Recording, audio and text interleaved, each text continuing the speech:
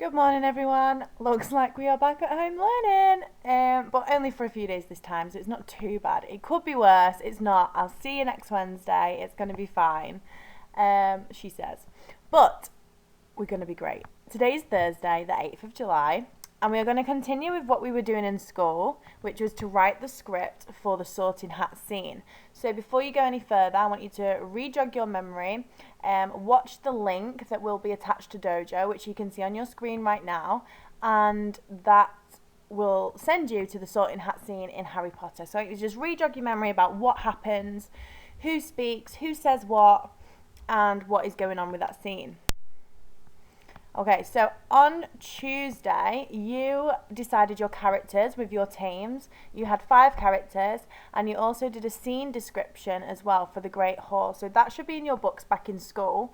And your character description, you did a little bit. You decided who those 5 characters are going to be, and you told me a little bit about those characters as well.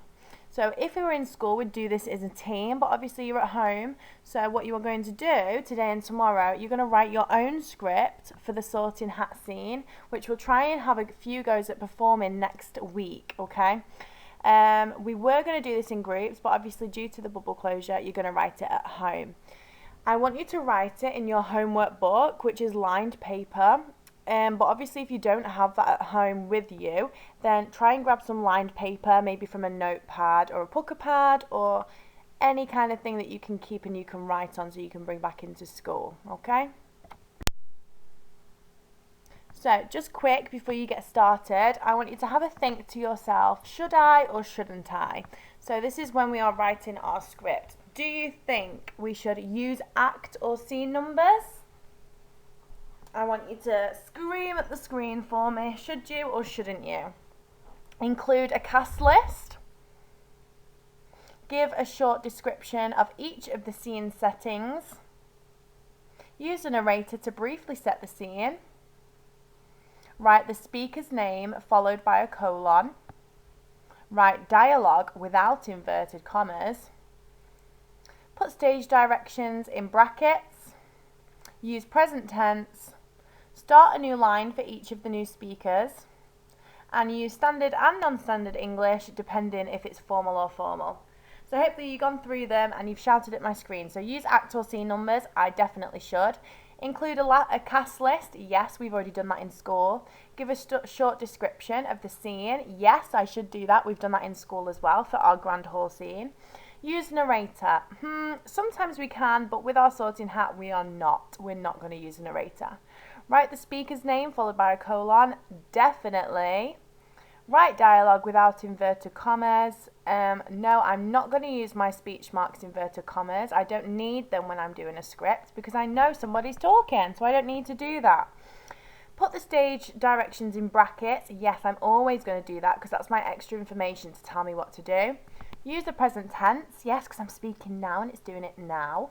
Start a new line for each of the new speaker. Yeah, I know I'm doing that because I follow my stage direction and I follow my characters throughout the script, and I know that every time somebody new speaks, it says their character's name with a colon. So it is a new line for a new speaker, and I'm going to use a range of standardized English because it tells me if I'm formal or informal. So for example, a character that's going to speak formally in our script is going to be Dumbledore, or Professor McGonagall. Yeah, somebody who's going to speak quite informally are probably going to be our 3 main characters, Harry, Ron and Hermione. Okay, so you have got my model in front of you today. So you can see on the left-hand side who is speaking, because that's in bold and it's followed by a colon. I've made it a little bit stand out for you by putting my stage directions in red with my brackets, and then I've got my script as well. So the sorting hat says, fresh student, my favourite. I have a good feeling about this bunch. And then Ron, as he walks into the huddle, looking quite nervous. Oh, I hope I get to stay with my brothers. My mum would never forgive me if I was put into Slytherin. Harry. Yeah, I think Fred and George would disown you. Hermione. Well, I don't care where I get put, as long as my common room has the full reading list for the second year. I've already read for the first year. Can't her house just be in the Forbidden Forest? Harry. I hope I am with you. Professor McGonagall, when I call your name, you need to come up and sit on the chair to be sorted into your houses. Hermione Granger? Yeah, I'm coming. Clever one you are. I can see you have great brains. You will use them in your years here and beyond. I think you will do well in Gryffindor. So, as you know, that is my model, and it's something that we've worked on in class. It's not taken from the film, so I don't want you to do the exact script from this film. I want you to do what you think may or may have not been said. So I completely made that up based on what I know about the Sorting Hat. You can steal bits from the film and from the text that you already have. But I want you to kind of imagine what these characters would say, knowing the background of the movie and the book of the scene. So I want you in your books to write today's LO in your homework book or on a piece of paper, which is to write a script, okay?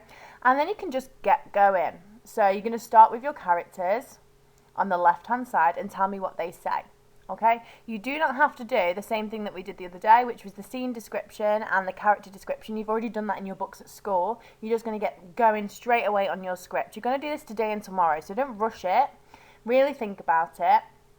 Really think about what these characters will say and how they would say it. So please don't forget those stage directions, how they're saying it, what kind of things, actions they do, and where they move to.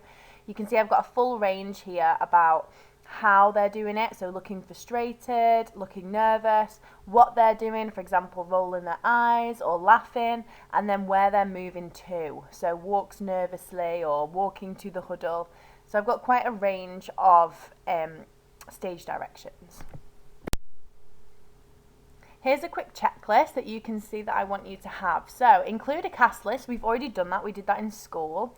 Include a props and costume list. I'm not going to let us do that this time, but it is used on some scripts, but we're not going to use that one this time. So don't worry about that one. Use a narrator. We don't need that one for our script.